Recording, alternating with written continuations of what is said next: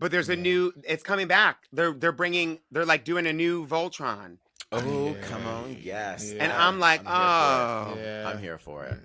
Yeah. I don't know if I'm here for it. I don't like anything the way that they do that new. retros, Like I like the old, their original. Like the original. Yeah. And also there's something about the animation today that just like looks It's too crisp. Yeah. It's too crisp. I liked it when it looked like somebody was drawing it. Yeah. Then I In knew real somebody was time. drawing it. Yeah. Yeah. But low-key, high-key, X-Men 97 did it all for me. So Okay, I will say that. I didn't watch it. Okay. Get on it. I don't like honestly, cartoons. treat I yourself. only liked the original old treat stuff, yourself. and then treat yourself. Yeah. It was. They all right. did it good. Check it out.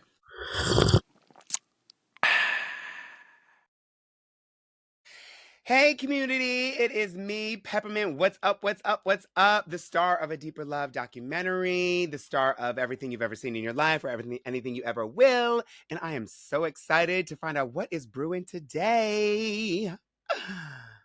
A Deeper Love with Miss Peppermint. Transcendence tea. And Curiosity, Peppermint loves Janet. So get your cups ready for Minoritea Report.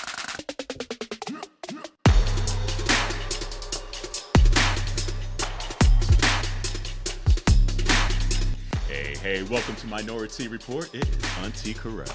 It's Auntie Dawon. And it's Auntie Jerrell. Hey. Y'all better hop on YouTube. Hey. Oh, community, we told you last week we were so excited about this week's episode. I've been excited about this for a while. And honestly, I've been excited just like even when we never knew she was going to be on here. I was like always the aspirational, like, okay, we need to get this person on here one day. We gotta get this to happen. We're just gonna jump in. It's Peppermint. It's like I am going like long. It's the Peppermint. Like It's me. Well, you know what made it for me, that made it for real for me, was when we were at the Queerty Awards. Was it last year? Yes, last summer. And you did the Janet Jackson tribute together and your again Queerty performance. Do you remember that? And of course, it's documentary, which we're going to talk about in a minute. But like, it was wonderful. Like having that performance there, and for me, it was just like, we gotta get this superstar on the podcast. Yes. You got something to say. And then of course, obviously you've got your documentary out, which we're going to dive right into, but it's phenomenal to have you here. So thank you, babe, for making the time. Of course. Thank you all for making the time. I'm excited. And yeah, I love Janet. I love that song Together Again. I loved doing that performance. It was a good time. And those awards were wacky, but I did have a good time. Yeah, we had a whole conversation about that. It was an interesting evening. I was like, what is going on? We love the Queerties. Love the Queerties. Yeah. Love the events. Love. But it was there were a couple of speeches that went a little. I was like, what's going on up in here? Too funny. And by the way, community, happy Thanksgiving week. Hopefully, you're relaxing if you can, or you're with the chosen family if you want to, or by your damn self if you need to. Like, do what you need to do for yourself. I'm gonna be eating. That's all I do know. Like, I've been on this fitness journey, but this Thanksgiving, baby, throwing down. Now, are you cooking? I'm not. My husband's cooks, and like that's his joy. Like he like even this year we were talking about like, okay, maybe we go on vacay this year. Like we went to Puerto Rico like 7 Thanksgivings ago, and he's like, I like cooking on it. And so this year he's like, oh, maybe it's time again. So I was starting to plan everything. He's like, nope, we staying. I want people to come over. I want to cook. And I was like, okay, I guess we staying here in this cold ass Philadelphia. So and I'm gone. I'm the one traveling this year. This will be my first year not cooking for Thanksgiving. I'll be in PV and I can't wait. Get me the fuck up out this bitch. All right, honey. But they don't got no they got no collard greens. They got no kind of they got no kind of up in there maybe they'll try to serve a Thanksgiving dinner, but it's like there ain't no yams. There ain't no yams. There ain't no yams. It's a liquid diet only. liquid diet only, and then I'm gonna come back and I'm gonna cook for myself. I already took that Friday off, and I'm gonna make my own meal starting that Friday. That's what we call a Nopesgiving. Nopesgiving. Nopesgiving. She ain't getting nothing. You could just make something, not food necessarily, but make something for all your people, and then say, I'm gonna bring it to you the next week. Tell them to put a plate in the freezer for you at everybody's house, like all the houses, and then you collect 7 plates and just bring something to everybody's house, and spend some time after Thanksgiving. You know what? That's not a bad idea, but there are too many white folks that I know out here in Seattle, because I'm in Seattle, Washington, so I don't want those. Never mind, honey. You don't want those. I love that idea, though. That was a good idea. For communities that live around some black folks, you live around some niggas, that's a good idea, okay? Yeah. Oh, I didn't know. That's what you do. Honey, you need frozen. You know that plane ain't gonna. Like, if it's black folks, that plane ain't gonna stay in the freezer. Baby, that ain't that's gonna be my next empty plate in that. No, that's why you gotta sneak out and put your plate in the car before you leave. Amen. Yeah. That's right. What is the eating time around your house for Thanksgiving? The call time is always like the invite always says 2, but I don't think a fork is lifted before 6 o'clock, 7, and I mean, but we spend all we up in there. We do and my let it be known, my some of my family members, who it depends on who's hosting, get a little bougie with it, and it's not even like real bougie. It's like pseudo wannabe bougie. Yeah, and there's always these hors d'oeuvres and stuff, and I'm like, girl, get the damn. Where's okay, fine. I'll use cheese and crackers or some little things or these little something they got from the store that's something we've never seen as an hors d'oeuvre for a few hours, but that's because everybody's not there on time. People come through. I roll through at least 2 hours late. Peppermint, so they do it for you. Gets you waiting for you. Right. Yeah. Maybe. What gets you salivating? What gets you salivating for Thanksgiving? Honey, it's so wild. Literally, cranberries. Out of the can? Love me. Out of the can? This is what I do. I like both. I like the canned. Yes. I want every kind of cranberry preparation that you can have in the same situation. I'll scoop the gelatin. Mm-hmm. I'll take the can. Mm-hmm. Then they'll get some ones that they did up fresh, and they mix them and put them, and then some all together. I want every kind of cranberry, everything. Ocean. It is ocean and spray. Ocean and spray and sprit and whatever. I love it. Yeah, no, I like the one out the can. I like the sound. It's like I still like the can too. It is so. The can is the key. I like the rings around it. It's shaped like a damn can. Slice that with butter knife. Do you be thinking about how you cut the cranberry, the gelatin? You be like, I'm gonna slice it this way. I be trying to. I like to slice it the long way with the thing with the ridges. Mm-hmm. Yeah. If there's no berries in it, if it has the whole berries in it, then we just use a spoon and kind of scoop, let it out and the scoop. But there's nothing as beautiful as seeing that gelatin. I agree. On the that's Thanksgiving to me. Honey, don't represent nothing in nature. It's so dope. Oh man. Well, community, hopefully you enjoying your Thanksgiving, because we are. Clearly. But before we get into the documentary, we know you actually had we are Minority Report, so we hear you have some new tea out here in the ether. Tell us about your new tea line. It's true. It just launched. I partnered with a fabulous company called Moody Teas, who are known for making teas that enhance your mood and your spirit and everything. They can make you feel refreshed or relaxed or whatever you want. And they also always have a charitable component. And so that was important to me to go with a queer Black-owned small business that was a tea company. And then did all these things, and so we partnered together. We did tastings. I developed the blend of the tea that I wanted. There were certain properties that I wanted the different botanicals to have, And we settled on something that's wonderful. It's called Transcendence, and portions of the sale go to the Advocates for Trans Equality, which is an advocacy organization, basically a charity that help with quality of life issues, really, but like a lot of legal representation, document like name changes, things like that.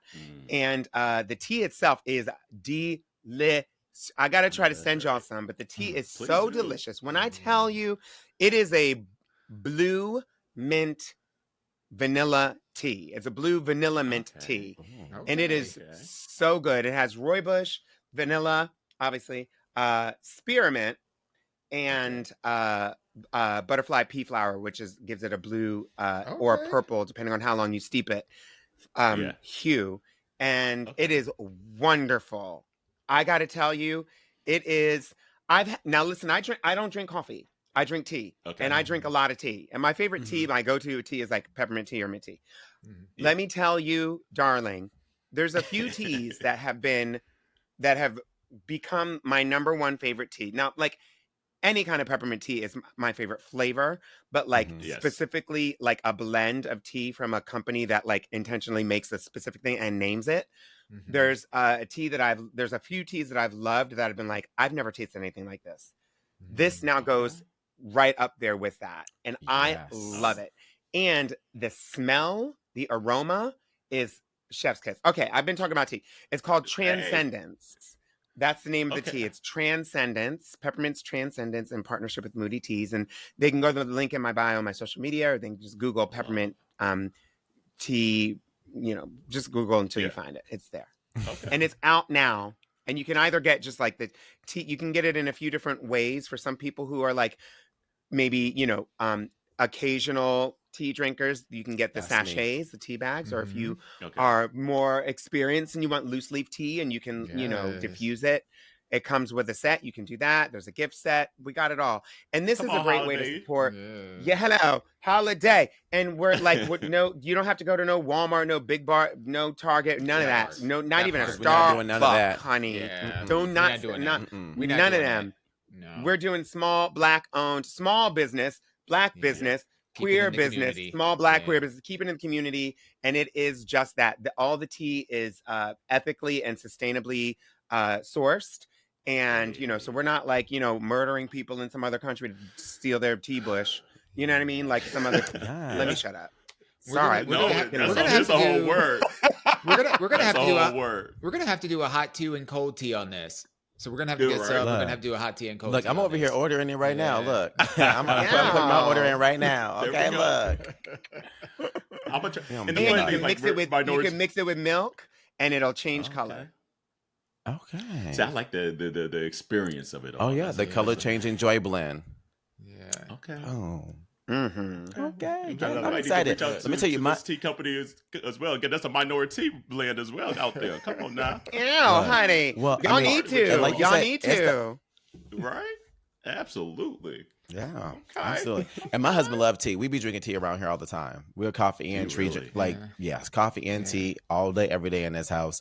And like you said, Peppermint, it is the holiday season, so I mean, it's the perfect gift to be given. I agree. Yes. Bundle up, with your boo or by yourself if you ain't got one.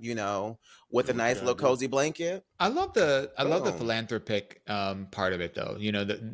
Not only like the giving back and keeping the dollars within the Black community, but also like supporting trans issues. And we know that there's just been a lot of fire, unnecessarily coming this way. And the more that we can do to help people and give them, the kind of support that they need, and by doing things that we already do on a regular is amazing. So I'm very much looking forward to supporting that.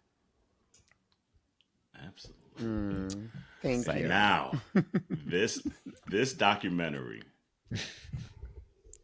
baby, I cried in the first 8 minutes. I cried in the first 8 minutes. I'm gonna be honest. At first, I was like, Lord, please don't let it be crunchy. Please don't let it be crunchy. Please don't let it be crunchy. It was not crunchy, and like Jerrell, same.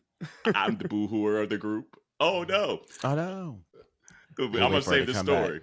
Yeah. I'm gonna save the story. Yeah. We're gonna take a little tea break. Yeah. Ooh. Order Transcendence. Tea. Yeah. Tea break. Order some tea. Bam. Hey, community. A lot of you have asked how you can support Minoritea Report outside of the sharing and downloading and subscribing and leaving reviews. But you can also buy merch. Come on, baby. I know that's right. And we have a whole lot of options, from clothing to pillows to tumblers and bags. And we continue to update all of our stuff with new styles, new colors, and new products. Jerrell, where can they get all that stuff at?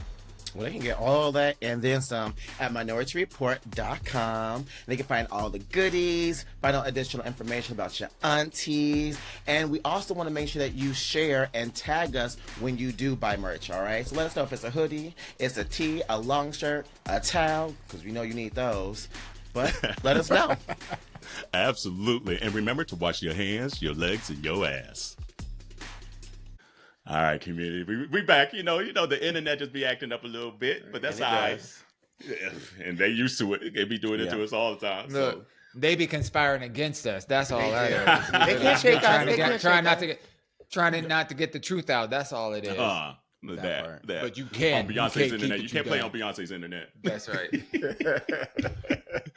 But we were about to hop into the documentary, and what we were saying was like, and I was like, I had to be honest. I was like, oh Lord, please don't let this be crunchy. Don't let this be crunchy. It was so well done. Yes. And made me cry. Yeah. And I mean, I'm the boo-hooer probably of the group. And I'm not. I'm on the opposite end. And in the first 8 minutes, you got me. You got first me. 8 minutes, like, and it was the vulnerability of it all. Like, it was just so open and free. That was like, like we saw you, and that was like from jump. And I was like, oh Lord, because I was sitting up in the bed in my laptop. I was like, oh Lord, I ain't ready to be crying tonight. But thank you for being that open, especially. And I mean, the last decade has not been, I mean, life ain't been just kind to people, period. But for the Black trans community and Black trans women to be that open and vulnerable, like, where's that strength coming from? And why did you want people to follow your life? I'm like, damn, get out my face with this camera. Like, now, I'm not going to say I wasn't like that some of the time. I certainly was.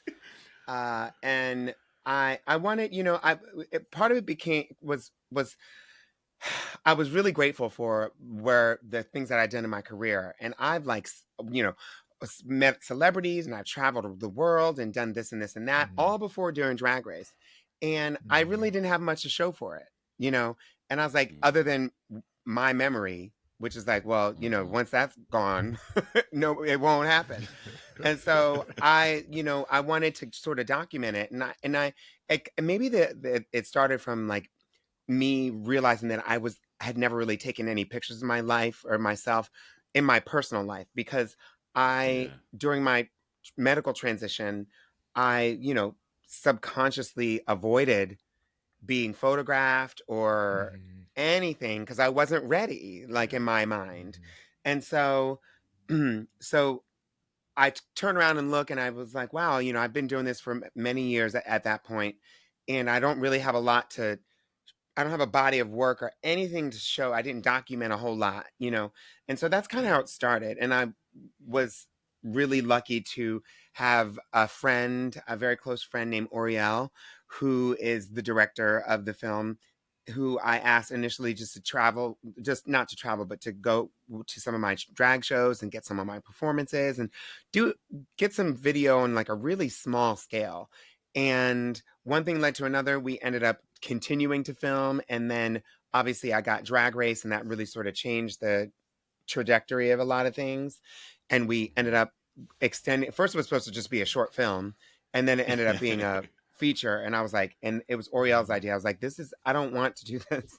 But Oriel was really good. We have a great relationship. So I was very trusting of Oriel. And I wanted it to be, I didn't want to be just like, oh, look at this show that I did on stage.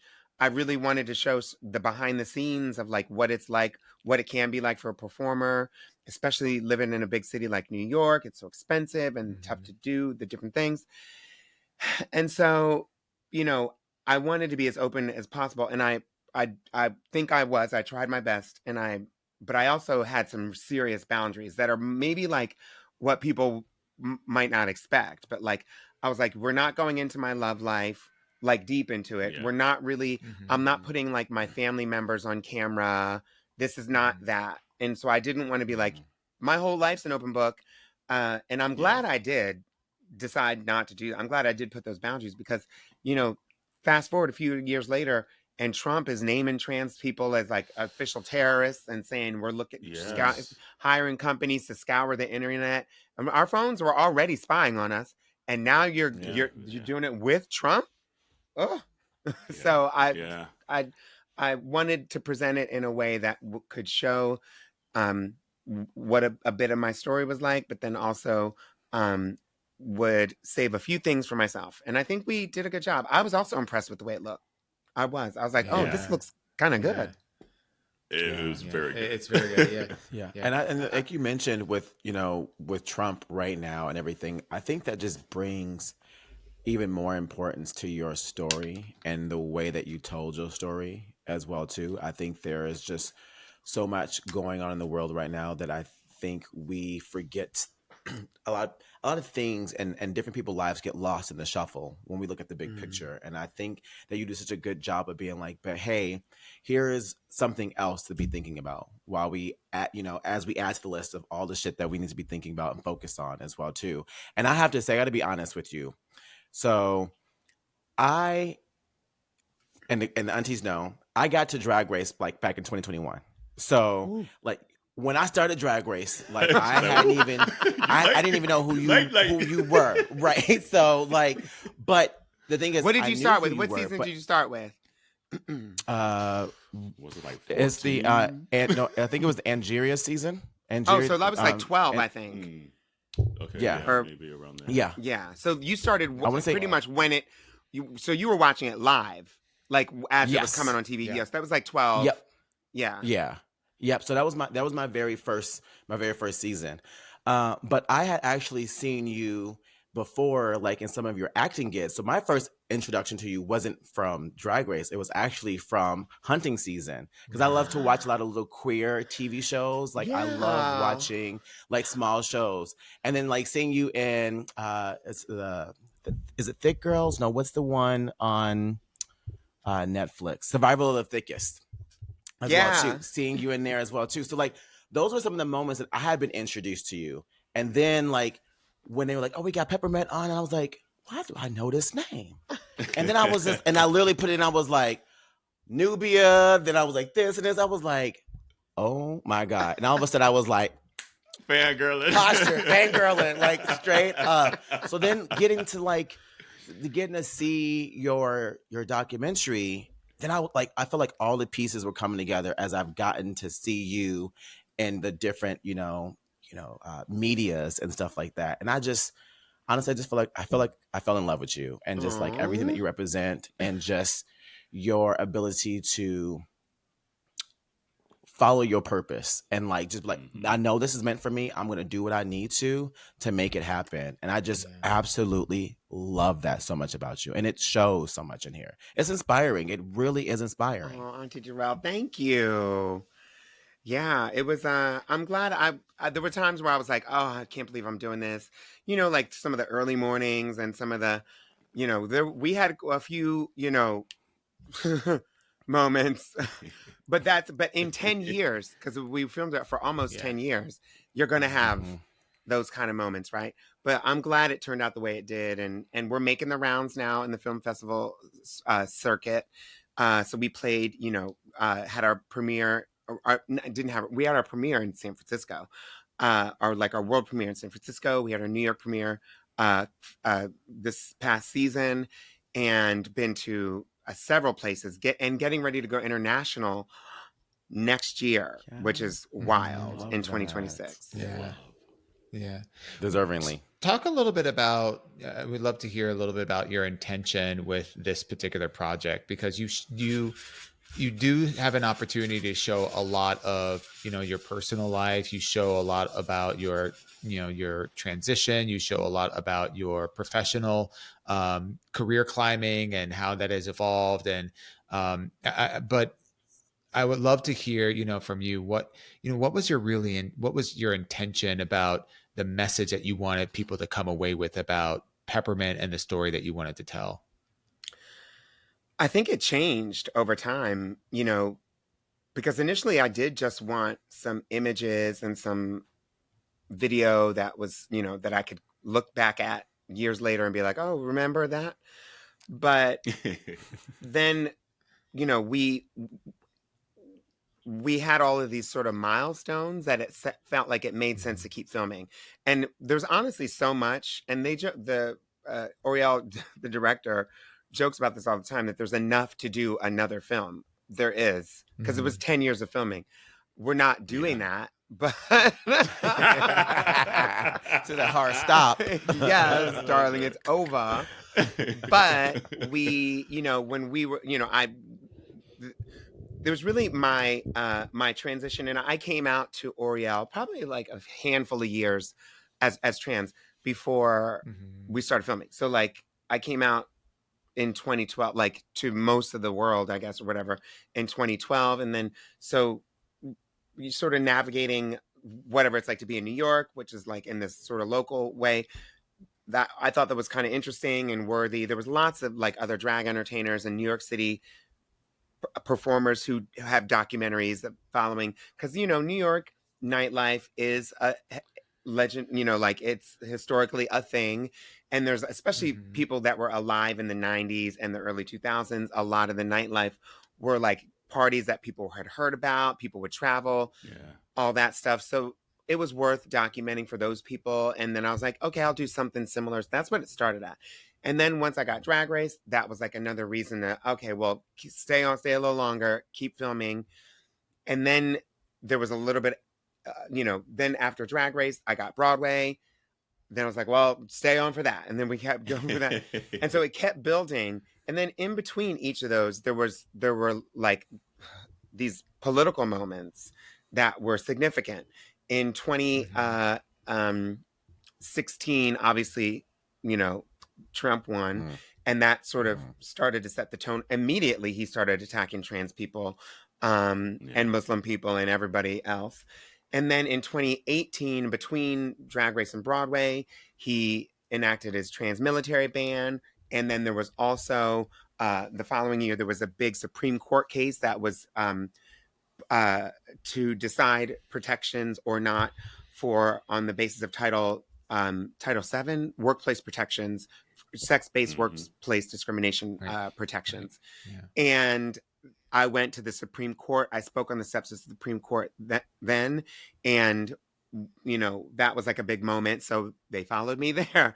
And so like, it just kept going up and up and up. And I kind of look back and realize, on one hand, this is like behind the scenes of Drag Race and like what the life of a drag queen can be, who is in New York nightlife. It could be a New York nightlife movie. It could be a behind the scenes Drag Race movie. It could, but I really do think it's a reaction to the world around me as it changes and becomes more anti-trans from 10 years ago till now, and how I, navigated that. Like, how am I going to earn money? It started out, I might need to do sex work because people are hiring. In 2016, that was very real. Obviously, because of the privilege that I have, I've been able to have other ways to earn money. But now, shit's coming back around. Many of the girls that I know, trans or not, Drag Race girls and everybody in between, are like, the work is drying up. They're banning our books, they're banning our drag shows, they're banning the story hours, they're banning this and that. And so then it's kind of like we're trying to reconfigure. So it kind of feels like it's against that backdrop. And so I hope that there's something that, of course, ultimately, I want trans people to be able to watch this and feel like there is another option for us, that like there's more to do, that we can make it with what we have, and the community, the people around us that like protect us, girlfriends, my sisters, things like that. But then also, I hope that other people can watch it and sort of take something from it as well. One thing I want people to take from it as well too is that there needs to be some type of etiquette when you at these drag shows. Okay, because the amount of footage that I saw, people like this, and you are literally carrying all of the energy. The way I wanted to jump through this fucking screen and be like, "Who your mama is? You ain't got no goddamn outside training." It didn't used to be like that.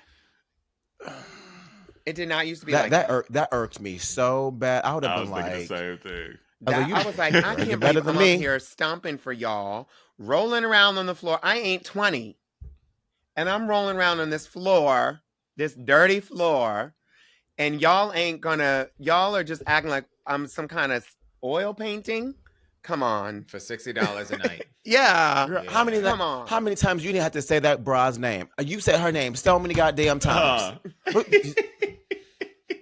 You don't know your name? I know you hear me. You don't know your name. Thank you very much for that. I agree with that statement. Yeah. I agree with that statement. It was interesting. Like, even though I kind of knew this, like, but the way you painted it and said it, like, because like we see Drag Race as like this entertainment show. We know RuPaul, et cetera, et cetera. But it was just interesting for you to say it gave your community a different lane or another option besides sex work. And that's why that show is so important. Yes, we like to be entertained. We like drag queens, blah, blah, blah, blah, blah. But really, it just gave that hope. It was like that hint of hope that it's like, oh, I might have another way to put money in my pocket. Even though I knew that, like at surface level, the way you have put it, like, I don't know, it just resonated so deeply in me that I was like, duh, that's why this fucking show is important. You know? And so thank you for that, for just saying it so plainly for us to see, for especially like a cis black gay man, but like, hey, bitch, I'm here for the kiki time here too. But it's like, no, this is livelihood at the foundation of it. Yes, it's art, but it's livelihood as well. Yeah. And so like, you've been around in this culture before the Drag Race of it all. Mm-hmm. Do you still think Drag Race provides that opportunity? Is that still a great avenue now? Or is this like, oh, maybe we need to potentially find more acting gigs or Broadway and things like that? Has Drag Race opened other doors that like Drag Race isn't the only thing? I mean, it's yes, and all of the above, because, you know, obviously Drag Race itself has sort of morphed and changed and evolved over the years as well. So has the viewing audience. It's grown and it's, you know, become less queer. You know, like at least, you know, it's kind of become more mainstream. And, you know, so initially when Drag Race, for the first few years of Drag Race, you would do the show. And then after you did the show, you would get a chance to, not my lights conking now. You would get you would get a chance to. I remember the prize was $25,000 and a chance to highlight the, at the time, Absolute was the sponsor, Absolute Pride Tour, which was like 4 gigs around the country. You know, like one in California, one in Seattle, one in, you know, Schenectady and whatever, you know, like whatever. And that was it, you know. You know, no shade, you know, to any of the early winners, but like the prize was small. And I certainly haven't won, so I never saw any of the prizes. But that I was already doing that. You know what I mean? I was already traveling around. But it is good to know that it has the show has evolved in a way that does mean for a lot of people, girls are buying, drag queens are buying houses. You know what I mean? Now I haven't, but many have, you know, buying houses and having, you know, everything they have, which is great. And so it has opened up. And then not even just for the girls who are on Drag Race, because now there's also sort of a Drag Race adjacent economy, because Drag Race created a pop-up economy that was like not only the girls getting paid by like club owners and things like that, touring. Suddenly we needed managers, they get paid. So we needed agents, they get paid. Then we need somebody to do our hair and our dresses because we're like traveling too much and we need a damn new outfit every damn place we go. So suddenly that we have our costume maker and of this person and that, and then we have an assistant because we need somebody to like check the stuff while we're sleeping, the 2 hours that we get to sleep between the shows. And so like it created this whole economy. And some of that exists. I think some of that bubble has popped a little bit, to be honest with you, but there became, because it got so big, then the girls started venturing out and like making songs, doing YouTube channels and videos or whatever their little area was that they wanted to do. And that just made this whole economy. And then now there's people that are like adjacent to that, like the podcast co-hosts of those girls, or the people who, whatever, started their own series. And so now it's really cool to watch like people who are nearly as successful as some of the Drag Race girls who've never actually been on Drag Race, which is great. But you are right. It did.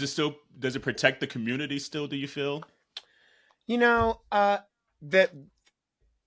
yes of it is the fact that it is this thing that's based in, queerness or rooted, I don't want to say based, but rooted in queer expression and queer art and things like that.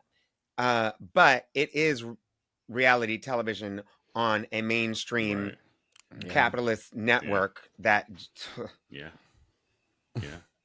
so there is that whole side of it, which is kind of shitty, and it's it being reality television is exploitative by nature. Like it has to be. We don't want it to be, and I don't think that's inevitable, but the model that we have, it is. And Drag Race is a part of that, especially the competition side of things, the television competition side of things just makes it so like, like for instance, if I go to a show, I don't care who you are, if you have a show and you are in charge of the girls, I am in charge of the girls. Sorry. Della Reese came through. And community, for the young community members, look up Della Reese, please. Thank you. Y'all very better much. do it. If you have a show, I don't care where you are, if you get a bunch of girls and you got to get them from point A to point B to the show, then you're going to make sure they're taken care of, right? That's their job. That's your job. Get them to the show, make sure they have what they need. Let's do the show.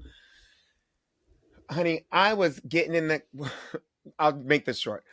I've told this story before.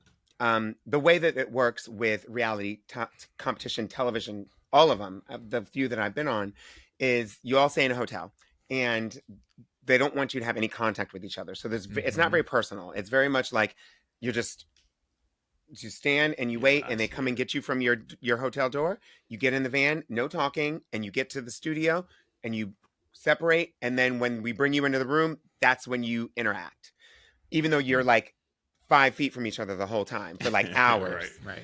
And so that's what it was like every day.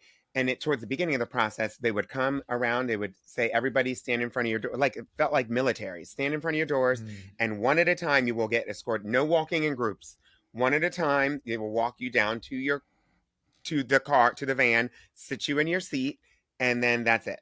And so very little talking, other than like, oh, you go first, like you can communicate, but just like no connecting. And so I was waiting for the girl came around. She was like, let me know when you're ready. We're ready to take everybody down. So when you're ready, if you're ready now, stand out. And she's like, otherwise I'll come back around and get you on the second group of people going into the van. I was like, I just need 5 more minutes. She's like, fine. And that's normal, happen all the time. So I opened my door. I stood out in front of my hotel door. Mind you, we don't have our hotel keys. They have the hotel key. There's no phone. You don't have your phone. They remove that from the room. It's just a room that locks when you leave.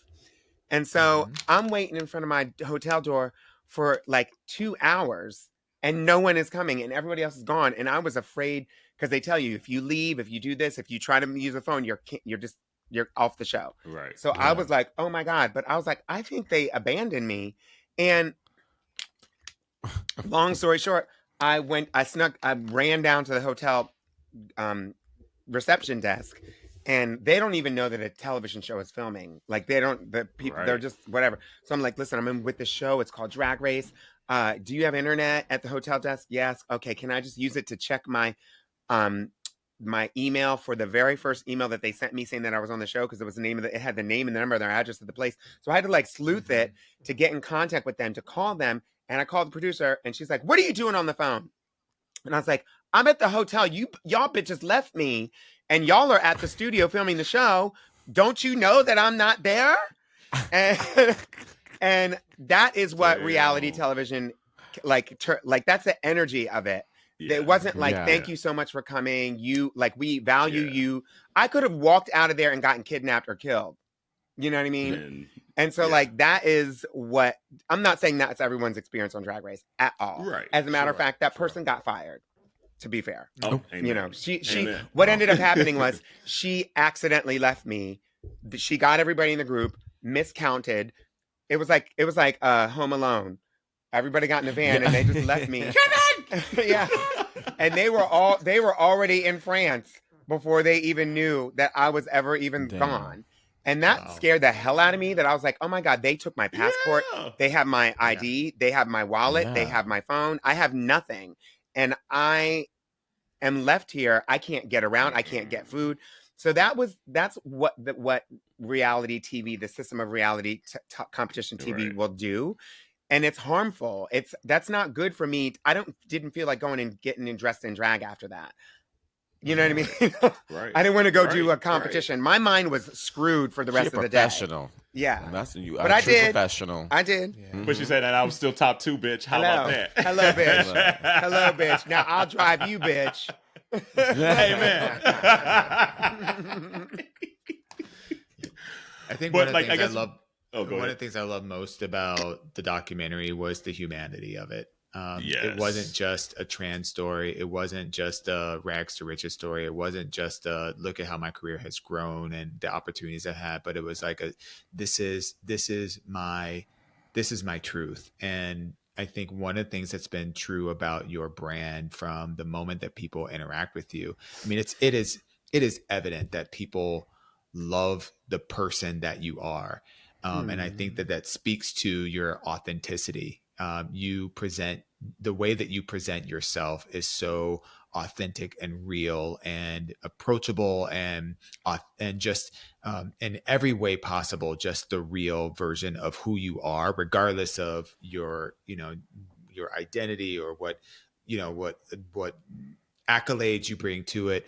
You present just the real you, and people really respond to that. I'm curious, 10 years in the making, how difficult was it as you're working with, the producers, the directors, all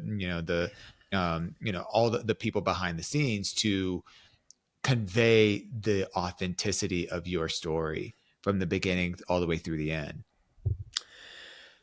I mean, really what I think I just needed to do at times was just breathe, because it would have been authentic if I'd been the stressed out version of me, and that version is present in the show, in the movie, I think, a lot. And so I tried to, just participate and clear my head, and just kind of go about it the way that anybody would go about it if they had something that important that they wanted to do or say. But I really do think I have to give credit to Oriel, he's a producer, director, and editor. There's a team now that we have with the film, but he was the one who was behind most of the time with me. For bigger events, we had a larger crew, but for those moments where we're just me in a hotel room, it's just him and me. He's got the camera, and part of it's in, I guess, how he captured it and how he recorded it, and maybe the questions that he asked. Part of it is in him understanding when to give me space, and I don't even just mean leave. I just mean don't poke and prod, just observe. Just right.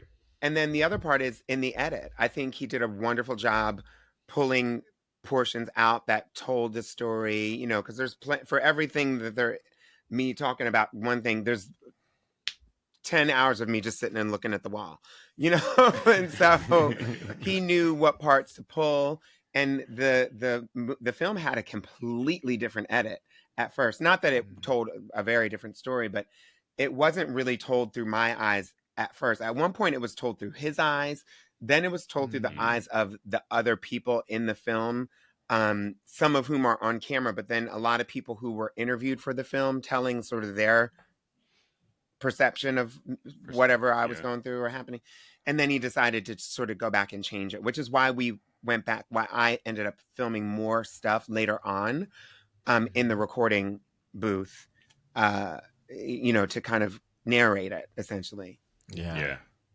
I could tell that you were very, you had your boundaries, because I think you were in a dressing room and he had asked you a question about like, oh, like, would you ever quit drag or something like that? And he was like, why? And you were like, well, hold on now. The way you turned around.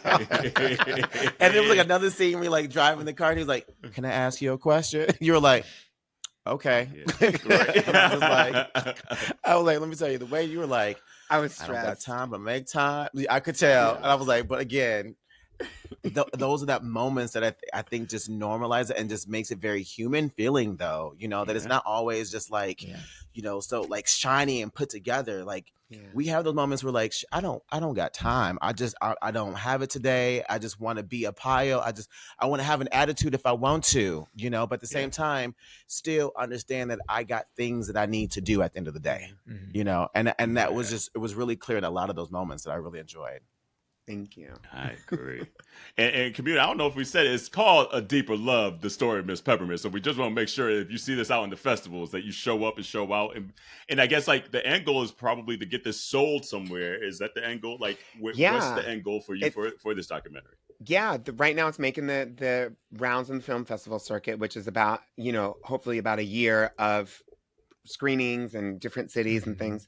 And then after drumming up enough interest and excitement and everything about it and hopefully getting good feedback, then approaching a distributor, a platform to sell it to, who would air it, you know, like on Netflix or somebody who can stream it or whatever. Most of that is not really I'm not behind that. Like I'm in the film, but you know, they are in charge of all that. So I'm really grateful that we have some really great producers. Bob the Drag Queen and Elliot Page have stepped on to help with sort of getting it in its next chapter, you know? Yeah. I love it. I love the one cool thing about this, and obviously we're trying not to give away too much of the documentary because we want you to watch it, but like one cool thing to me as well is just like the sisterhood that you could see that you have. How important is that sisterhood to you? It's life-saving. It is for sure for me. And I mean, I've even heard some of the other girls kind of describe it in that way. And it's true, you know, like these are girls that I've obviously known them for many, many years. And we have been together for each other's ups, downs, big moments in our careers, terrible moments, whatever, breakups, just the whole nine. And that is, you know, I think of really like sort of like what has been the thing that's gotten me through, especially like once I was able to sort of live in, you know, my transness, you know, the next important thing to do is find community, because, you know, a lot of us come out as queer and then just there we are, you know what I mean? And it's usually we're left with the pieces of the environment that were around us that cause us to be closeted or whatever in the first place. And so then it's like, okay, how do I find who it is? And so luckily, growing up in New York, you know, working in the scene, I didn't have to look too far, because there are people who obviously do have to, like, who feel very isolated. And I was able to find those girls, and we've never given, you know, we always stay very strong, and we are very, really protective of our particular group, because we don't want a lot of outside anything coming in. Some of the girls are like more high profile. It's just like, no, this is just us. And it was a real thing to even be able to film any of this stuff with the girls because we had never done that other than like taking a selfie here or there. You know, we'd never brought that energy into the situation. Other people, and so it was a special time. You know. Yeah, I love it. Because like we always like, I mean, with Jerrell and Dawon, like the same thing is just like there's to find people that you could be vulnerable with, to have joy with, like you said, the ups and downs and things like that is so invaluable, and not just feel maybe exploited in this entertainment thing that's out there, you know. Like it's just to have a moment, just like, okay, we know the perception of us and things like that, the public, you know, perception of us, but just to have the behind the scenes, behind the closed doors, be like, girl, you know, moments. It's invaluable. And I'm happy that you felt comfortable to share that, because that might have been something that'd be like, you know, I don't want to show that because I don't want people to pry and try to taint this moment, because the fine community that you trust is tough. Yeah. So thank you. Yeah, thank absolutely. you for sharing that. Oh yeah, I got so many questions. I feel like I'm hogging it, so go ahead, y'all. No, you know, I just again, I've been giving your flowers, and again, one of the things I like is what you also said at I want to say it was the Attitude Awards, how you won that award, and you said you promised to use your platform to change the community. And again, like I said, I think this documentary does a very good job of doing that, of just being like, here's a light to our community and my perspective, you know, and just giving another a viewpoint for people to see, you know, just how someone goes about to finding, you know, what success means to them and what they want, you know, success to look for you. Because you also mentioned too, you was like, part of the problems that you have to put on the air that you're successful. So if you don't appear to be successful, you won't be. And that was something that really hit hard with me, because I feel like some people give up when it's time to do the work, and when you have to push through, you know, and you have to play the game. And I just can only imagine how many more people would have meet their destination had they just you know, just kind of push through. And I feel like this gives a little bit more courage for that too, to just, you know, to continue to see it through. I hope so. Yeah, because there's no real instruction manual on how to do any life, let alone entertainment, which is like, feels like it's the opposite of real life. And the, you know, just the way things are today, you know, things have definitely changed in the entertainment world, in the world, again, in general, but then in the entertainment world with things like social media. And it just is so much easier, I think.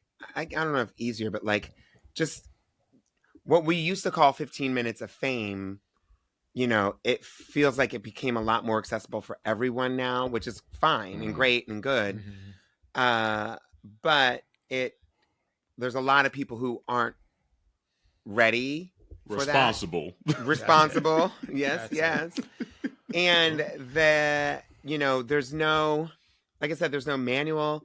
And whether it's a reality show or a major Hollywood thing, or like just Hollywood in general is like in the industry, or, you know, YouTube virality, it's just, it can turn vicious and like really dark so quickly.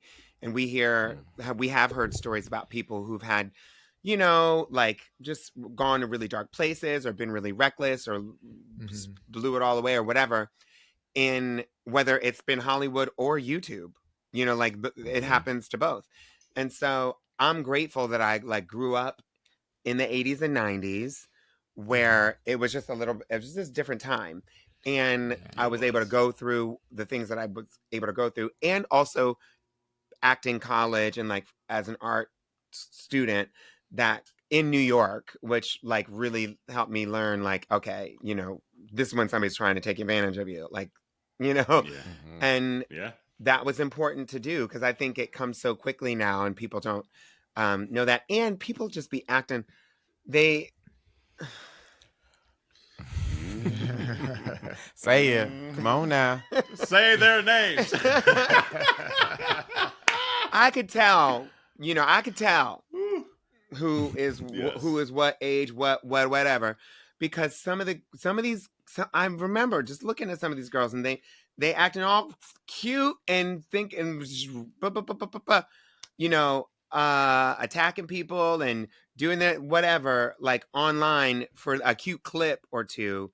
But I was like, that does not translate to you being like secure and having a long career down the line. That translates to you being yet another clip. And we've watched it happen, you know, even to some of these drag race girls that think that they're, you know, yes, girl, there's 16 seasons or however many seasons, 10, dozen, 3, however many seasons before you. And there's going to be a bunch of seasons after you. And now, like, I am so blessed and happy and fortunate and lucky and grateful that season 9, which was my drag race season, was the only season during the time that it aired. Like, there was the only drag race thing going on in the world was my season for a whole year. And then after that, every year there's been All Stars this, World 5 that. of them. There's a million of them, honey, on every continent. And which is great, but it also really sort of deludes the vibe. And so these girls out here who haven't really learned the business side of it, or haven't learned the more important side of the business, which is the relationships with people, those girls, it's more than just you being a cute clip and you know, being snatched and having something shady to say about everybody. You know, it's way more than that. And the girls, I think, some of them are starting to learn it. One of the things, just to piggyback on that, one of the things that was, you know, that's kind of a TV first is you really sharing with the world, I am a trans woman on Drag Race, saying those words into the camera. And I'm curious, you know, first of all, that takes an incredible amount of courage and vulnerability. You know, there's, you know, people will have the opportunity, hopefully, to see the documentary and see, you know, the challenge of coming to that decision and saying those words for the very first time. Now, you know, you see a lot of seasons and everyone, you know, not everyone, but there's a lot of openness, you know, that, and a privilege to have that kind of openness to share their personal stories. But I'm curious, you know, at that time where that did not happen before, and there was a lot of controversy about trans individuals presenting in drag, which is crazy. Like, the whole other we can look back and say that, but at the time that was the predominant mentality. And so can you just talk a little bit about, you know, one of the things I just want to just recognize and give you your flowers for, you know, for having the courage to be able to speak your truth and standing unapologetically and presenting unapologetically your authentic self, regardless of, you know, all the challenges that came along with that. But, you know, can you just share a little bit about, you know, kind of the decision that you made in order to, you know, bring that topic to the forefront and say those words, I am a trans woman, on the air for your season?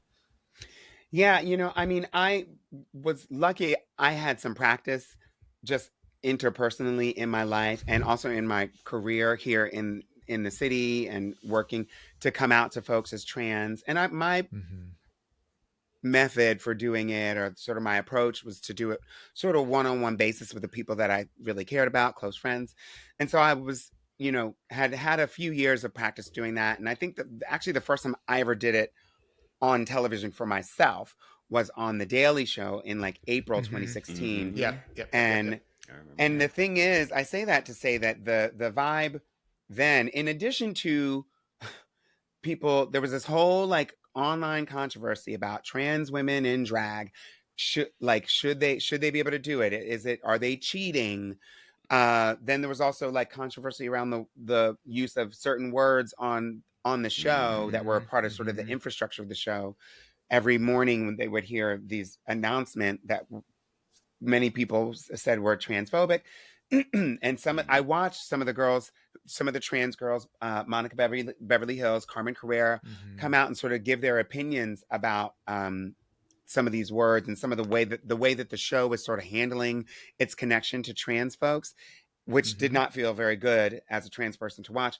And then they were getting attacked and dragged left and right. And it really turned into this feud between Carmen Carrera and RuPaul. And this was all like the month I was auditioning for the show. And I was like, I don't even know if I'm going to be wanting to do this. And I mean, that's just on Drag Race. And then again, we were coming up on 2016, where the election, this was of course, or before the election in November, we filmed in August. So we, we're still under Obama, but the conversation was starting to brew because Trump was out there saying reckless shit. Doing all his stuff. And honey, I remember that they were like, while I was at the airport, I remember it was like they were asking Trump, should Caitlyn Jenner be able to use the bathroom at Trump Tower? And at the time he said yes. But the big conversation on people's minds was trans women in bathrooms, trans people in bathrooms. What's going to happen here? So like there was this whole like sort of test anti-trans thing happening. And it was just not that friendly. And so it was sort of a thing. It felt like, am I like I'd waited all this time to do this? Am I putting it at risk or jeopardizing it by like bringing this into the mix? Because it's not really a part of my drag, but it is a part of me and it is reality TV. And so I had to sit with that. And then my close girlfriend, Trace Lissette, fabulous actress, she started Monica. She was like, bitch, fuck that show. Like you go, you do it. You got on the show and say what you want. Be like, bitch, I'm trans. And what? And that seems like so simple now, like you said, but that was not the vibe then. at all. That was not the conversation people were having.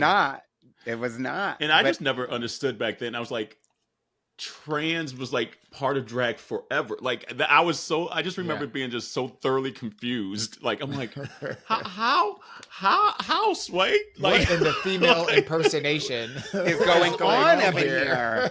Why are we separating this stuff? Because when I was coming up in the clubs, there was you were one of the girls. You were just the girls. Yeah. Everybody was the girls. The girls. Anybody's calling each other drag, nothing.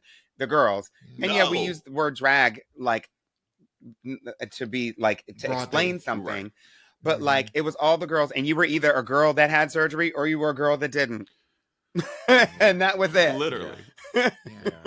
So I never understood like, and maybe that's one of the like as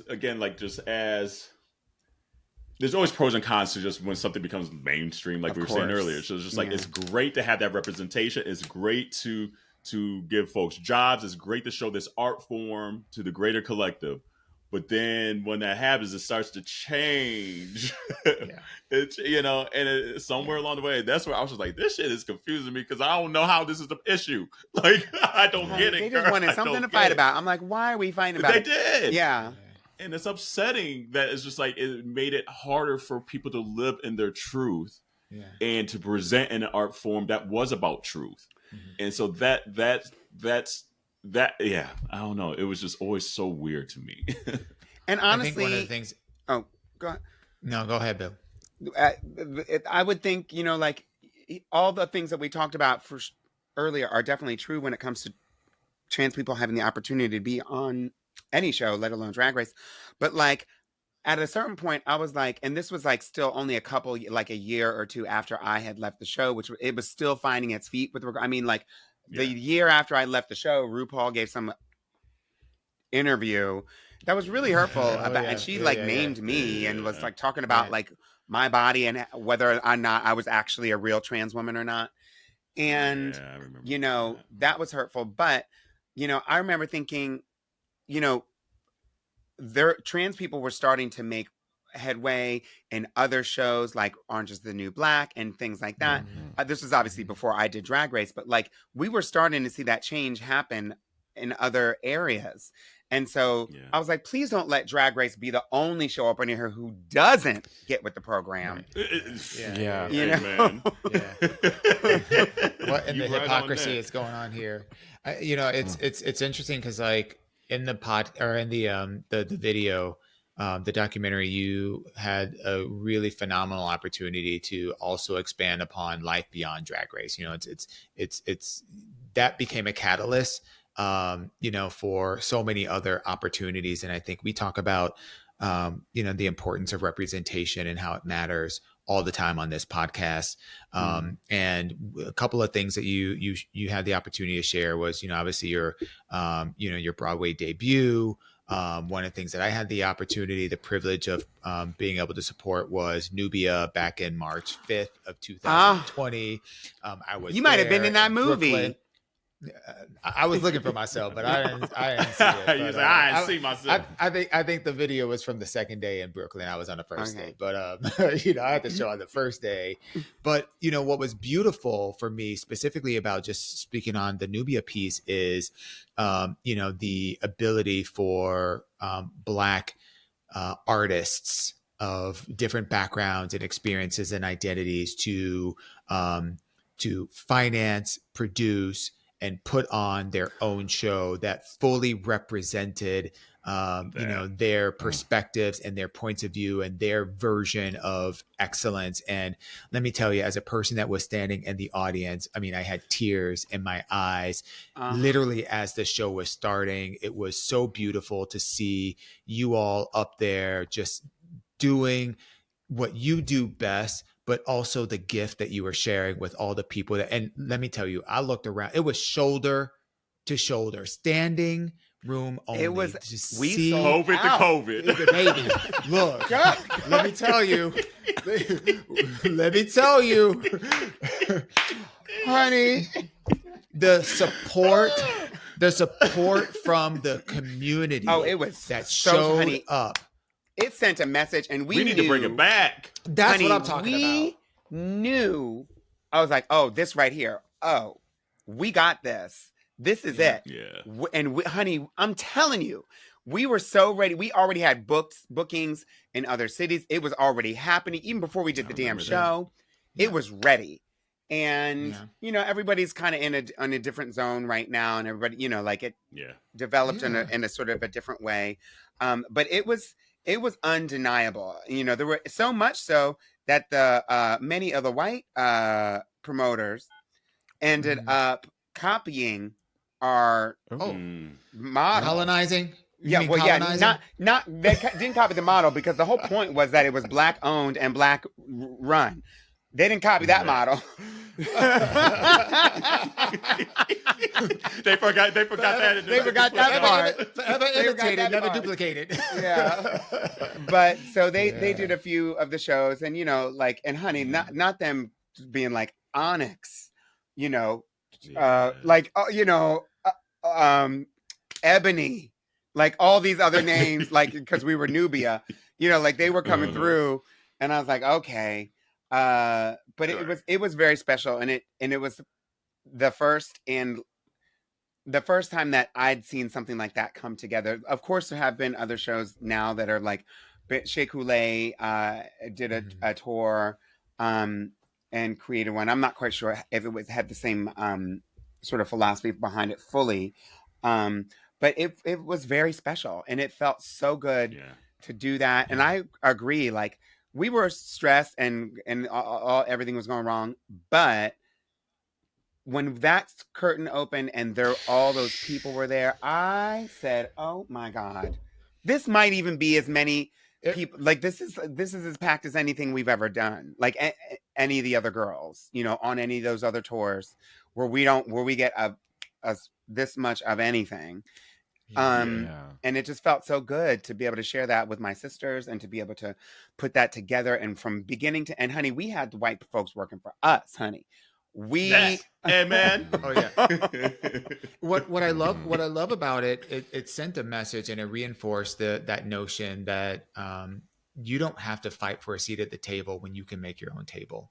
There is room for everyone to make a way. And I just loved looking around the room and seeing all the faces, the beautiful, diverse faces that showed up to support you and the other girls doing your thing, giving their dollars, showing their support in both physical ways and monetary ways. I mean, the merch was merching. You know, I done bought a whole bunch of T-shirts. Like, you know, when it comes to supporting. when it comes to supporting the community, this is how it happens. And I think it was beautiful in the documentary to show some of these other ways beyond Drag Race, you know, because I think people put so much focus on the Drag Race part of your career and a lot of other drag girls careers, but like there are so many other ways that, you know, that can become a stepping stone into so many other ways to not only make a career for yourself, but also show that you can do whatever it is that you put your mind to, that as long as you take the opportunities in front of you and make opportunities, you can inspire. And you never really know, you know, how the butterfly effect. Okay. Well, you never really know the butterfly effect. Right. Come on, with my tambourine there. Come on. You just never really know the butterfly effect that it's going to have and how you would inspire people. And so to see that full circle moment, to see not only the documentary talking about your life and the struggles and the, you know, and what you desire out of the person that you really want to be, but also to see the opportunities that you were able to create for yourself and take advantage of because you put yourself out there, being vulnerable, being, you know, the true authentic self that you were. I just want to encourage anyone that has an opportunity to see this documentary. You need to get out there. You need to see it. This is not just, it's not just a drag story. This is a human story, and you'll come away feeling very inspired. So and thank you for that. Speaking of like, you know, your resume and, you know, everything you've done, I guess I want to know, like, what's left on your list that you haven't done? You know, like this, like watching this documentary, I'm like, she got a song, she got 15 jobs. She got no music. She done been in movies. She done spoke in front of Congress, you know, the Supreme Court. She didn't get awards. I'm like, I'll be seeing you on Don Lemon. I'll be seeing you. I'm like, okay, Peppermint. You gonna take a trip around? You know, you going to outer space next? I mean, what you doing? I mean, what's next on the list? It's wild. You know, I never really planned any of the stuff that I ended up being able to do, and I'm obviously I'm grateful for all those opportunities, and you know, they just come through.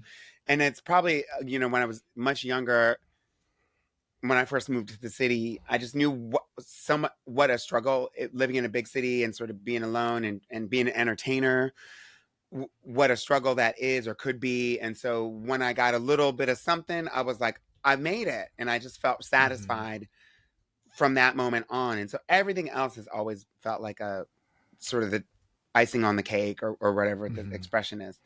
And so I don't really know, because I don't spend that much. I don't really plan. Not that I don't plan. Of course I have goals, but like I never saw a trajectory for my life that went one way or the other than knowing that I was always going to want to be a performer, and that was always going to be a part of my situation.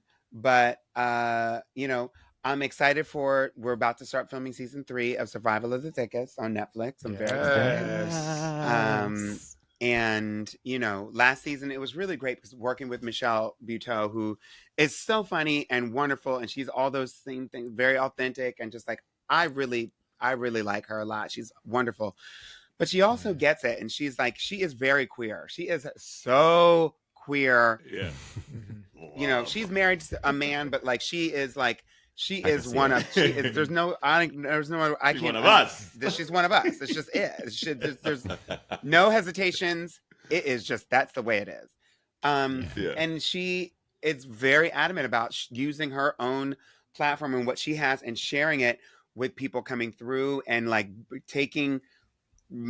making sure like our authentic sort of stories and voices get through to, especially on this show, to the audience.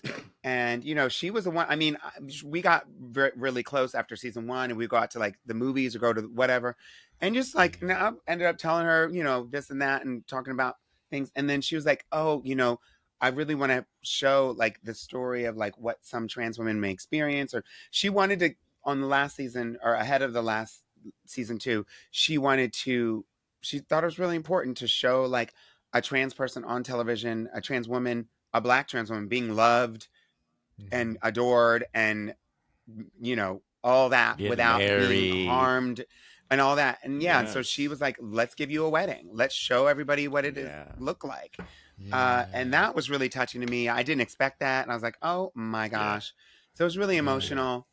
So I love the show. I say all that to say I love the show, and I'm excited for what we have coming for season 3. I can't wait to see it. I will say, you know, if you at any point, if you decide, you know, to not perform, I could totally see you like creating your own like talent agency. Like I feel like you have so much to share and so much to give to others, to the young folks who could honestly use this information to get to where they're going as well too. There's just something about you that I feel that like I need to be seated and I need to have my own notes, my pen and paper out, you know. That's right. And it's honestly it's giving Jerrell shut up and listen, you know. And sometimes to get to where you got to be quiet and you got to listen. And I think I just think you would be really great at that. Oh, well, thank you. I can see, you know, there's lots of things that I'd like to, that I'm either passionate about or that I connect with. And I'm grateful for that because, you know, being as though performing is like my true passion, and you know, like you can't. And I mean, look, they might invent something coming next week that does something, fixes all of our knee pain, right? Whatever. A BOGO at Walmart for some kneecaps. Exactly, they might be doing that soon. But until then, you know, you can't necessarily be a performer in the same way forever. Our lives change, our body change, and also like what we want out of it changes. So yeah, I could see myself like going down a different path, but still bringing in some of that, a little essence of whatever I had in the last situation. You know, I can see that. Yeah. All right. Well, we could talk about this all night, but we want to get to this curiosity segment here because we want to kind of get to know you on a different level that we maybe didn't see in the documentary. So, coming to the stage is Peppermint. What song is playing? I mean, if I'm about to perform, it's probably "I'm Your Baby Tonight." That's my go-to. Okay. Yes. I'm mad at it. Yeah. Come on. What does Harlem mean to you? Harlem is, you know, it's literal community, but it's also, you know, it's Blackness, it's culture, it's history, it's music, it's jazz, it's food, it's resistance, it's you know, it's all those things, and I think, and it's definitely home for me, and I love it. It's for me. I can't say it's the opposite. I mean, let's face it. I do live in Manhattan, but it is that. So it's tough to escape the Manhattan of it all. But it is the opposite. Whatever Times Square is serving, this is not that. Right. You know, that's not that. Right. I agree with that statement. I agree. Beach or mountains? God. I don't like nature, but she said home. Come on. In the house. It's giving patio. It's giving patio. It's giving rooftops, patio. You know. No, I don't want nothing crawling, making noise. Yeah, I hear you. Nothing. But I will say, because I hate the beach so much. I mean, listen, I love looking at the beach. You take me somewhere and it's a beautiful beach, I can appreciate it. But I don't like laying on the beach. I feel like we're laying in dirt. And I don't like it. It's just a bunch of dirt.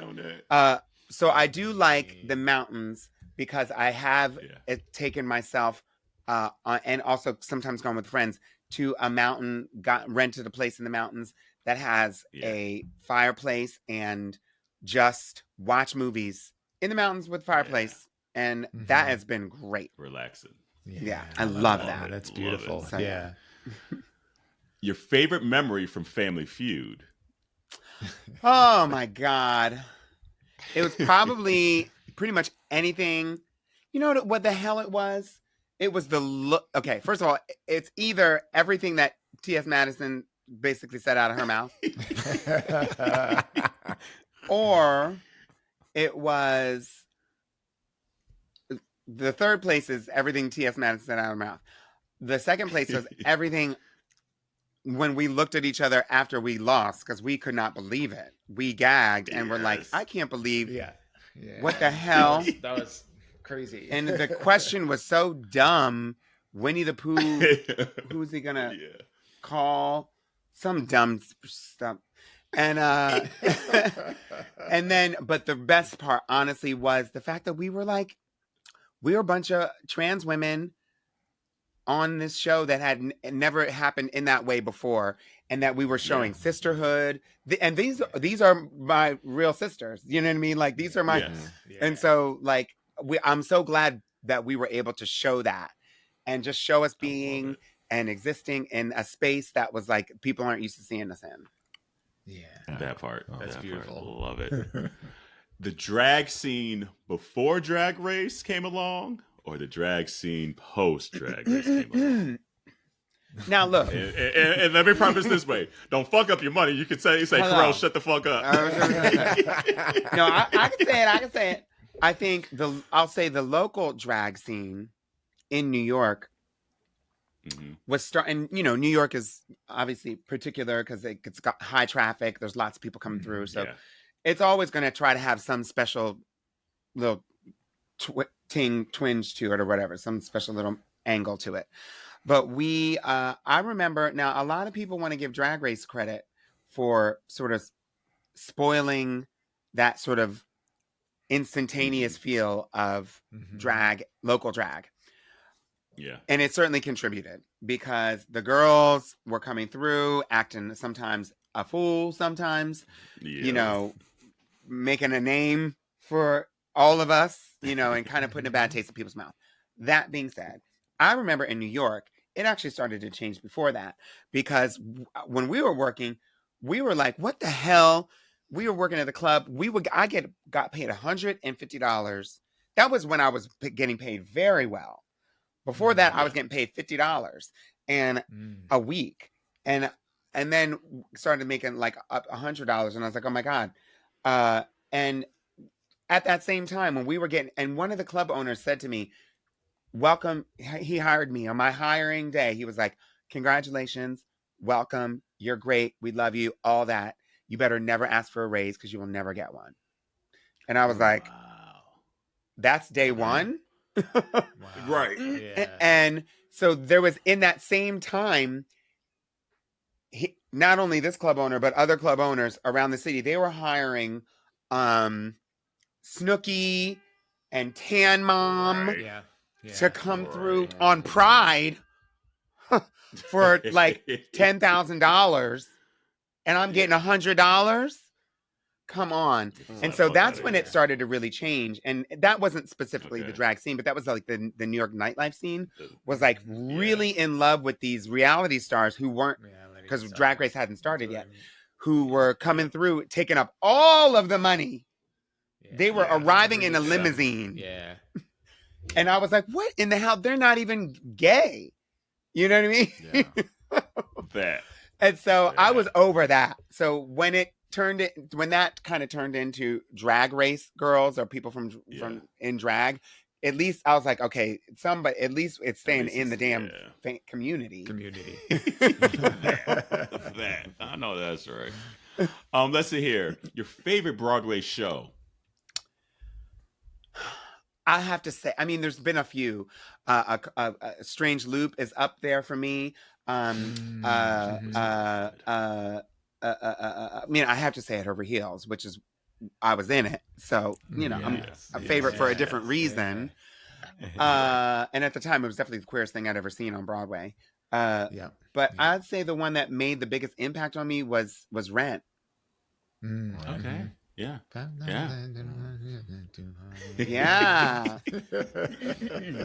It really did it. We usually ask every... Oh, go ahead. It really did it. I mean, like, we look back 2 or 3 years down the line, and everything is like so problematic these days. But you know, Rent, there definitely was no trans representation on Broadway, at least not, especially not in musicals, and there was not a whole lot of queer representation that wasn't very stereotypical. And this Rent gave a real gritty view. Obviously, it was a very like late 80s, early 90s view of like when as it had been written, to show like the queer community, but not just the queer community, like just like the artist community and how that all would meld together. And seeing of course, it's even though she died, seeing a drag entertainer who was kind of she was very trans-coded. She kind of felt very trans in Angel. Like the woman of the hour and in such a position of power in the show was, I was like, oh my God, that is great. You know? So rad. Yeah, it's that representation. Yeah, it's kind of like seeing. It was kind of like seeing Lady Chablis in the Garden of Good and Evil. Midnight in the Garden of Good and Evil, which they were. I think they're. I don't know if they're bringing to Broadway. They were, but they. I think really? I heard about that. Yeah. Yeah, I don't know if it's actually still going to come yet. We'll see. We'll see, but I mean, but that's the similar kind of vibe there. Yeah. Like, oh my God, we all have to go and see it. I didn't even know what the movie was about at the time. I was like, I don't care. If I'm going to go see one of us, I'm going to go see one of us. I know that's right. We usually ask folks Janet or Beyonce, so we'll ask that first, even though I know the answer. You already know. You definitely already know. Or that. I'm sorry, you could ask Beyonce that, and she might say Janet. Ooh. I'm not going to lie. Don't come for me. Don't come for me. I don't want no beehive up in here. But there is video interviews of Beyonce giving her props to Janet and saying that I was inspired heavily by this, by that, by her. So, you know, I just went down the Janet rabbit hole last night again because she just performed somewhere recently and she had that denim with the sides cut out and she got that wig. I was like, long time you got that wig, Janet. Don't make your edges up no more. Who did? It was everything.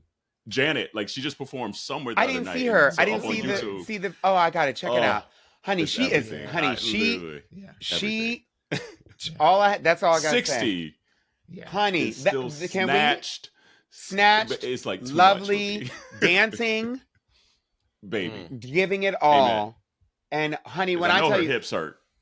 You know they do, honey. She was first in line at that Walmart for them double special, baby.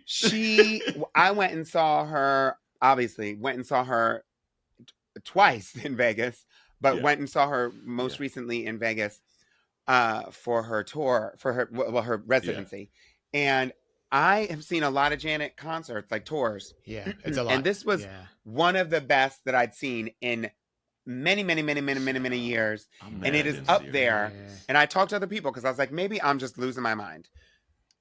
I talked to other people who had gone and seen many shows of hers and said this one at 60 was up there with the Janet tour and the Velvet Rope tour. And I didn't see Rhythm Nation. I watched it on YouTube. But like the Janet tour, Velvet Rope tour, and the All For You tour were like prime. Yeah. And this show was as theatrical and as good as those. I was like, oh, honey, I'm ready.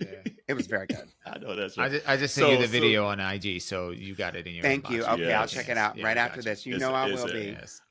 Literally, I was in a rabbit hole after the gym yesterday, sitting there like, I was like, oh, Janet, you still do it to me.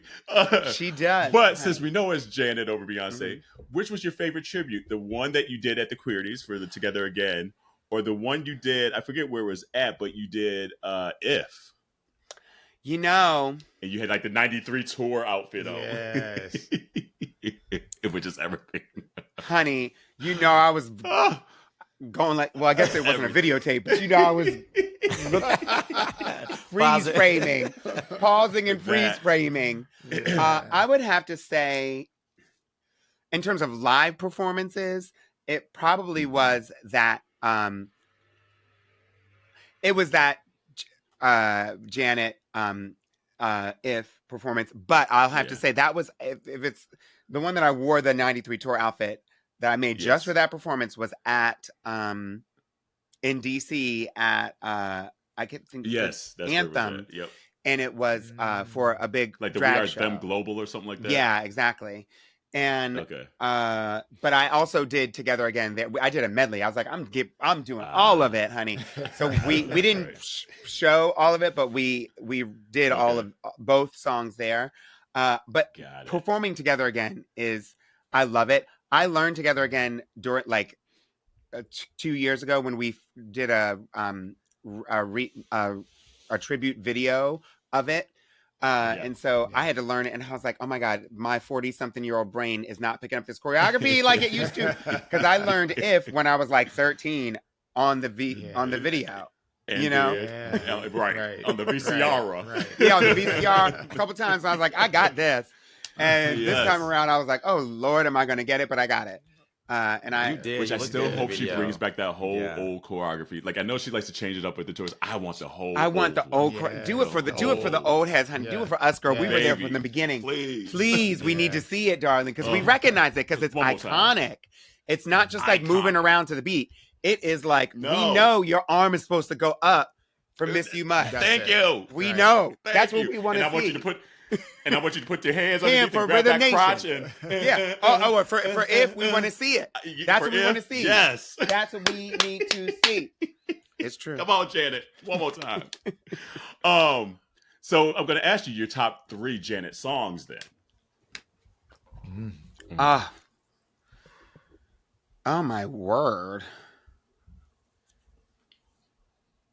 I don't know that I could say top 3 Janet albums. Possible. If that's not a Kerel answer right there. Right. That's something I would say. I didn't give you 3. I'm giving you 18. Yeah. Right. Exactly. The whole catalog. But no, I want 3 today. What are you feeling today? Right now, today, that I was just listening to, I went back and listened to, you know what always does it for me, and every single time, Pleasure Principle, for sure. Hands down. Come on. I just think it's so great. That hair in that video is everything. Honey, her hair, that damn silk press shaking around. Honey. Everything. Girl, I can't believe it. Her anything. Nothing. She was nobody. She was like, honey, you don't need to move your neck like that. You only moving your neck like that because you just got your hair down, right, because that hair was hairing. She said, let me do a backflip so I can show you what it really can do. Hello. I was like, girl, don't you dare. So Pleasure Principle for sure. Also, okay, let me go. I'm going to also say, I'm really going to say, it's so basic. But okay, first of all, What About? The song What About from Velvet Rope. Yeah, which is, great. We gave you head. Yeah. I loved the performance of it at the concert in the tour. Yes. And it was probably the most like raw and emotional I've ever seen Janet in a performance like that. Which was like heartbreaking sometimes to watch. Like, the song is obviously about domestic abuse and violence. Yeah. So for that reason alone, because of her performance of it, and also her performance of it on the recording as well. Like you could tell she like left it all there. And then I guess I'll say, what was I listening to that I was like, yes. And it, I just watched I watched someone watch. That's how obsessed I am with Janet Jackson. I didn't watch it myself. I watched someone watch the tour of All For You. And that is such a brilliant tour. So what, oh God, I can't even. I really like Trust to Try. These are like B-sides, but I think the way that the song is constructed and put together, it's like very orchestral, and it's like really well written, I think, obviously well performed. Yeah. Yeah, it's Yeah, so that's a good song. so it's a good song. It wasn't like a hit on it wasn't a single or Right. any of that, but like Like you got to know, you got to be in the know to know. yeah. So those ones, but of course I like all of Okay. her songs, you know, like I Yeah. I don't love like Dream Street, her album, you know, but Young Love was a bop though. yeah, it was. Young That- Love was a bop. That part. Even there's some stuff from Janet Jackson album, like the first Janet Jackson album. I'm like, you know what? Yeah. You know, so like I'm a true Janet fan. I love, but her certainly her like late '90s, like her '90s and 2000s, early 2000s stuff was like my main stuff. Yeah. All right, and we'll end it with this one because we ask every drag artist that comes on to create a Voltron. And so for those that are younger, the Megazord, for those that are even younger, I don't know what they got today. Legos, shit. I don't know. but it's putting different parts of different elements of drag together to create an ultimate drag artist. So we're going to start with who would be in charge of the makeup? Whose makeup every time you're like, damn, they doing the damn thing? I don't think she gets enough credit for it.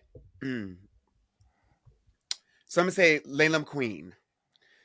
She was on season 8, and she's a very excellent makeup artist. Yeah. Okay. It's like no joke. Okay. Yeah. So that's the makeup. Blending. Darling. Blending. Especially in the time when not everybody was blending. Yes. Very much. Very much. You already know. Yes. Who's in charge of the hair? In charge of the hair. I mean, there's lots of greats. Who's in charge of the hair? Like, see that does hair. That's a Drag Race girl. There's plenty. Who did? I'm just trying to think like where I got my hair from. That.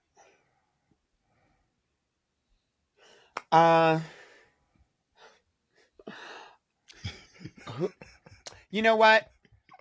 Someone who knows hair really well, even more than she's supposed to, and she does hair, like she does wigs. That's her thing, but like she knows way more than she's supposed to know. Like that's the best way to put it.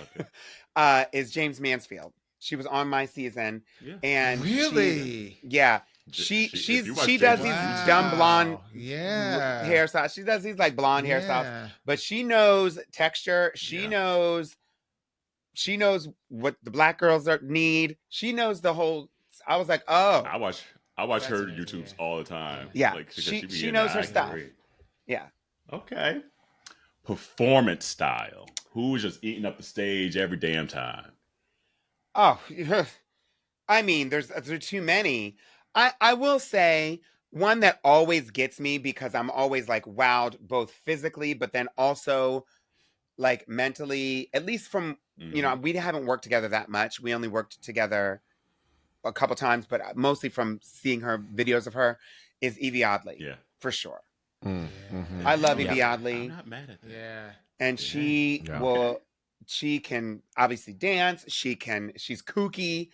She, you know, has a like, you know, she can give sass and glam, but she can also give like, I don't know what's going on, you know, and it's artistic, but it's all those things. So Yvie Oddly as that's You'll a be winner entertained. that I don't think gets enough credit for being as good as they are. Yeah. Yeah. People be sleeping on Yvie, and I'm like, I don't get why. I don't know either. I mean, maybe like what was it? 20? Was it 20? No, she was before. Was she before the? I get the years. Hey Google, what year did Yvie Oddly win Drag Race? 2019. Okay, right. Okay, be quiet. Hey Google, Alexa! be quiet. Spiffy. So 2019, right in before the pandemic. So right before Okay, COVID. right before okay. COVID, yeah. Gosh, it's been that long ago already. Yeah, honey. Whose wit, whose comedy chops do you want for this? Tammy question? Brown. Oh, She's so There we go. she's so left field, but it's so intentional. Yeah. And I'm in stitches every time. I'm in stitches Jerrell, every time. that's another said, older "Ha! season. Ha! I'm acting. It's like, what? I like it when people leave me like, what? You know? Yes. And then we'll end on this one. Whose business acumen do you want for this Voltron?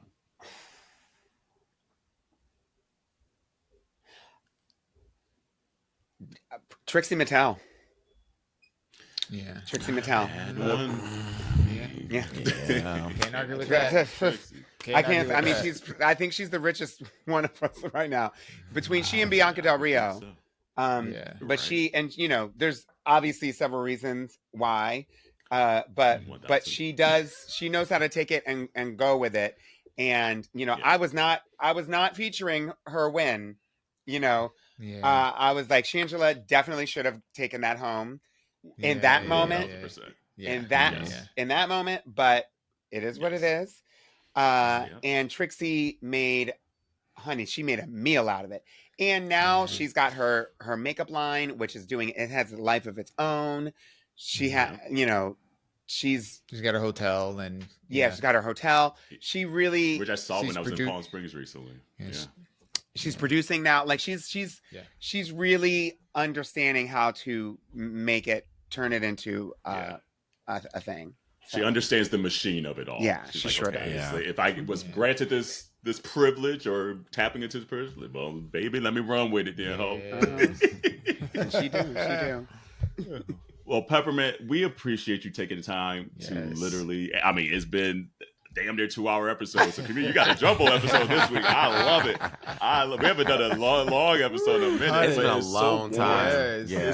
But it's so warranted. Like, again, like there's very few people that come on here that like I'm just like, oh gosh, I don't even know what to like start and ask, because like just even outside of just the artistry of everything, just the activism and just to see you go toe to toe on these newscasts and things like that, I'm just like, yes, like that's what I love to see. So you, at minimum, you got 3 folks right here that if you need an avenue, come on, but I got some shit to say. All right, honey. An avenue to do so that are rooting for you, because like we adore you. Like absolutely. Today's the first time we like met, even just like virtually, but just like we feel, I don't know, there's something about you that like you just make me feel warm and bubbly and happy, and I don't know what to do with my hands and all that. So we stay visible. We need you. I know, right? We need you out there. So even when it feels tough and rough and like, I don't feel like doing it, you got 3 people that are rooting you on in the background saying, no, you got the strength to do it, because it's paramount to have you out there. So we appreciate you taking the time, honestly. So. For those that don't know where to find you, like where to find you, like shit. If you don't know who Peppermint is, where the fuck y'all been at? But where can they find you in these social webs? Peppermint 247 on almost everything except for TikTok, because somebody got my damn name. So that's just the real Peppermint 247. And that's where I will be. I know. And then again, this festival circuit season, if you're able to see this. A Deeper Love, the story of Miss Peppermint. And I wanted to ask this too, and know this. Why A Deeper Love? Why that song? I didn't choose the title, but the director, Oriel, chose it. I mean, I, approved it. Yeah. But I think it's because that is one of my go-to songs, one of my favorite songs to perform when I'm like really feeling it, and I'm like, I might break my leg, but I'm gonna do it with style. I know that's right. And so that's why it's a performance staple of mine. Yeah. Love. Well, community, literally be on the lookout for this. And if you know some people in these Netflixes and stuff, come on now. Hey, this documentary is so. Yes. that. Thank you, Dawon, Jerrell, anything else on your hearts and minds? No. Again, thank you so much. Just honestly, I love you. Yes. This is literally fantastic. I'm starstruck. I'm happy. I am just like I forgot about this damn root canal I had a few hours ago. Oh, so I'm just like, I'm good. Now that's some good stuff, honey. Look. And community, I know you wanted us to talk about Bubba and Donald Trump, but we ain't talking about that this week. We don't feel like talking about it. The internet got it. The memes were everything. So have fun out there and wash your hands, your legs, and your ass, and we will see you next week. Bye. Bye, y'all. Bye.